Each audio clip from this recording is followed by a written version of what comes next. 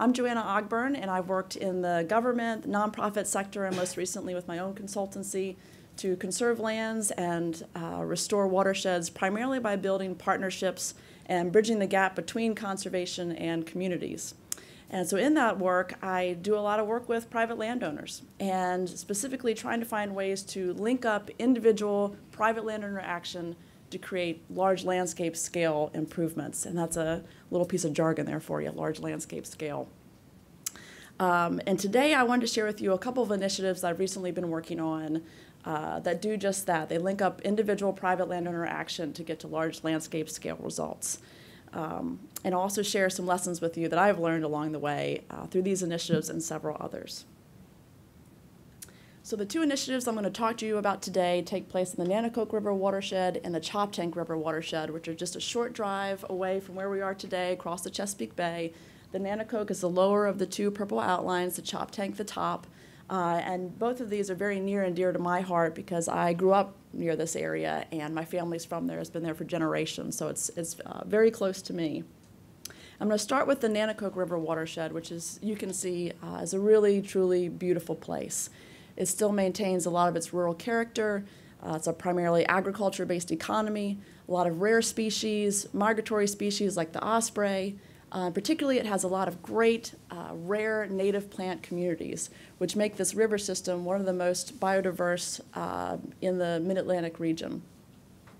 And because of this multitude of values, there are a lot of different conservation organizations and agencies working in this space in conservation. You've got nonprofits like the Nature Conservancy, the Conservation Fund, local land trusts, state agencies, federal government from USDA to Park Service, Fish and Wildlife, and even the Department of Defense. And so in 2014, when I was working with the Chesapeake Conservancy as a director of programs, we decided to bring all these different entities together and to try to find ways we could work more closely together to leverage our resources and to hopefully bring in some new monies and new support to protect this great landscape and the biodiversity that remains. And the first thing we did was we really tried to bring in some science. We looked at rare species data, we looked at habitat data, sea level rise projections, all kinds of great information. And by doing so, we identified a core stretch of the landscape where we really felt if we could protect this area, we could kind of create almost an anchor of biodiversity for the river system that we felt could really help maintain that biodiversity in the face of climate change. And this is an image, it's a representation of the area we chose to work in. And as you can see, a lot of great protection work had already been done in this space. The dark gray blobs that you see there are places that were already protected. And so what we wanted to do here was to fill in those gaps to create an almost 8,000 acre protected corridor for wildlife habitat that would permanently be protected. And I'm happy to say that I guess it's been just a little over 3 years now. The group has protected the dark red blobs, the dark red properties that you see here. And the light pink ones you see are places that should be protected by the end of this year. And that comes to about 2,000 acres that we've protected in about 3 years' time. And that's working with 14 different landowners, which is a lot of work, a lot of fun, but a lot of work at the same time. So for us, we were really pleased with that result, and we're very excited to get that far with it. And now what I wanted to do was share a couple of stories with you that illustrate what I think made this effort, has made it so successful, and hopefully will continue to make it successful in the future. The first story I wanted to share with you really shows the importance of taking the time to listen, to sit down with, and really understand the needs and interests of your partners and of the private landowners. This is kind of hard, I'm kind of stuck here, but I'll see what I can do. I try not to move too much. So a couple of years ago, I was riding around with a landowner down a beautiful country road in the watershed, and she owned several properties, some great wetland habitat, great riparian habitat. And it's a beautiful day, we're going down the road, and we pass this great big, really nice specimen of a snake, right? Really cool. And I'm thinking to myself, oh, this is awesome. There's wildlife everywhere. What a great natural place we're in. And all of a sudden, she slams on the brakes, she puts the car in reverse, and she proceeds to run over the snake. And then she actually goes forwards and backwards several times just to make sure we got it. And we did. That thing was good and dead.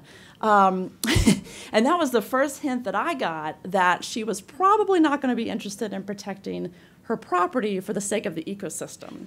And she wasn't. And you know what? That's okay in the end. I spent a lot more time with her and learned that her family had been in that area for over 200 years and had owned those properties for over a century. And that's what she really cared about. She cared about keeping the rural character of the land, and she certainly didn't want anyone that some folks in the Eastern Shore refer to as come-heres coming over, taking that land and developing it. That would be the worst case scenario. So that was her motivation, and she did protect those lands, I think about 500 acres in total, through conservation easements, permanent conservation easements. And again, our motivations were quite different, but through conservation, we could meet both of our needs. So it was kind of a fun story. On the flip side, I work with the landowner just up the river who has turned a derelict 300-acre farm field into kind of his private wildlife preserve. And he did this over 10 years with USDA programs, and he did this because he loved white-tailed deer. He wanted to create a place that could support the really big bucks, the big male deer, and he had. And when I met him, he had done all that great work, and he wanted to see what else he could do. So I'm now working with the Fish and Wildlife Service, and we're trying to plant monarch and pollinator habitat on his property. And that individual action has spearheaded this initiative to try and create corridors of monarch and pollinator habitat between two separate Fish and Wildlife Service refuges. So again, just showing you how individual private landowner action can really be matched up and spread into something much, much bigger. Oh, shoot, I meant to wait on that one. But anyway, the next story I wanted to share with you has to do with working across sectors and the importance of looking for partners in potentially unlikely places. So one of the partners that has been most integral to the success in the Nanticoke has been the U.S. Navy, which at first seemed a little bit bizarre. But what's really neat is they have the Patuxent River Naval Air Station just across the Chesapeake Bay watershed from the Nanticoke. And they test all of their new planes, their drones, and their helicopters over the Nanticoke River landscape. And so they have a keen interest in keeping that area undeveloped to prevent conflicts with safety and noise. And what's really great for us is they created a program 10, 20 years ago, I'm not quite sure when, but called REPI, and that's Readiness and Environmental Protection Integration Program. They love their acronyms. But and through this program, a lot of different military service branches have leveraged it across the country. They can contribute funds to conserve properties through acquisition or easement, all voluntary. And they tend to have a fair bit of money, which is fantastic. So without them, the work that we've done so far really couldn't have been possible. What you see here, just really quick because they're really cool, is these are F-30, whoops. Those were F-35Cs. These are two Green Hornets that were performing a supersonic mission above the Nanticoke River landscape you see there. And I'll tell you one other really cool thing. They have these things called spin zones, which are areas above the Nanticoke where they put the plane into a controlled spin to test its handling. So all this crazy stuff is happening way above your head. So again, it's nice to keep that land as undeveloped as possible. I'm going to switch gears and try to move really quickly here into the Choptank River watershed, where I'm facilitating an initiative called Envision the Choptank. And here we've got partners from local governments, the feds, NOAA, a lot of local land trusts, agriculture agencies, academics, all kinds of folks. And we're really focusing on restoring the river system. And unlike in the Nanticoke, we probably, I don't know how many landowners are in the Choptank River watershed, but a lot. So instead of sitting down with each individual landowner one by one, we're using some social science methods, focus groups, and surveys to understand the needs, the interests, and the concerns of those living and working throughout the watershed. And we're using these insights and engaging landowners in crafting conservation strategies, which is a lot of fun. Another picture of the Choptank. A little bit about the river itself. According to the USGS, it is the only river in the Chesapeake Bay watershed that has continuously shown declining trends in water quality when it comes to nitrogen and phosphorus, two key nutrients, over the past 3 decades. Not a great story, but at the same time, it's one of the most productive nurseries for striped bass, for rockfish, as well as river herring, whoops, which my husband works on, a little shout out there. And it also is one of the most productive tributaries for blue crabs, a really economically important species here in the Chesapeake Bay. And so here I'm facilitating a group. We've been working for about 2 years now to improve coordination among the various groups and entities involved, to bring in science, and to engage communities in developing solutions.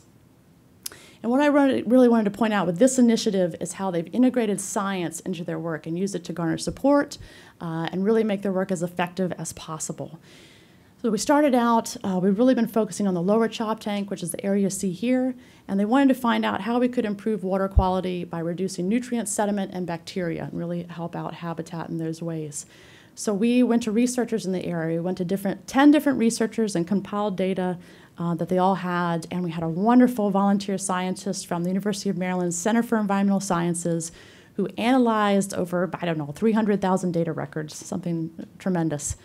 Which was a lot to collect and to compile. And she used that to tell us kind of where the hot spots were across the river, which are what you see here in this picture, places where we were continuously seeing low water quality over the past decade. We also look at bacteria readings collected by the Maryland Department of the Environment. Where you see color on that map now are places that had high bacteria counts. And we also brought in local watermen. Oh man, okay. So we combined all those different pieces together and we found kind of 5 key locations. We then identified catchment areas for each of those. So we looked at which lands drained to those 5 key spots. We've now hired a shared landowner assistance coordinator who is going out to each of those catchments, which again are the lands that drain into these 5 key problem areas that we identified. And they're figuring out which programs are going to work best with each landowner, and how to bring in the funding and do those great things so we can do those private landowner actions that collectively will hopefully turn the tide. Sorry, that's a really bad pun, but bear with me, and really improve these 5 key areas and hopefully, again, the entire system of these 3 tributaries feeding into the Choptank. All right, now I'm going to bring it on home, which is good. That's my cue. He's going home. I'm going to bring it home. So a lot of wonderful things I've learned through these 2 initiatives and through a lot of the work over the years. Most importantly, building collaboratives, bringing in science, meeting people where they are, really listening what people's needs are, what their interests are, how you can meet them through conservation. You got to be in it for the long haul. You can't go in and do an initiative for 2 years and back out. It just doesn't sustain itself. And I'm going to tell you one last story. It's a lesson that I learned a long time ago that I think is very relevant for conservation. So back when I was in high school, I played on the basketball team. I wasn't very good. I never knew all the rules, which is very problematic. And I was taking the ball up one day in a game, I remember very clearly, and I would just dribble the ball down the court, and I would just stop and plant my feet, and I'd just stay facing in the same direction, which makes it very easy for the defenders to come and take the ball away from you, as you can imagine. And so I did that, and they took the ball away from me. And my coach is on the sidelines, and she says, "Bounds," and that's my maiden name, "Bounds," and she throws her clipboard, and she says, "You have got to learn to pivot." I thought, I don't know what she's talking about. But I learned you need to be able to pivot. You got to change the angles and really understand the options available to you. And that's really relevant in conservation. You got to know the landowner's interests. You got to know the programs, the funding sources, the partners that you can bring in, how to match them up, understand that system, the same with the science and the data, to really understand how you can get private landowner action and link all those individual efforts to get to large landscape scale results. And I think if we do that, we're flexible, you meet people where you are, you keep at it, and you build these collaboratives, we can really get to those types of results. And it's also really fun. So thank you very much.